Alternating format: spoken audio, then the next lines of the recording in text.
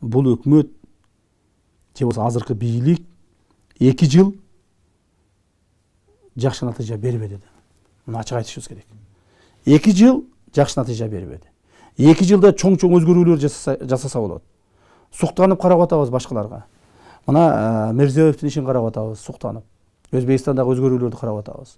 Мына жакында эле келген Зеленскийдин иштерин карап атабыз, суктанып. Мына жакында эле келген жанагы Армениянын премьер-министринин иштерин карап атабыз, суктанып.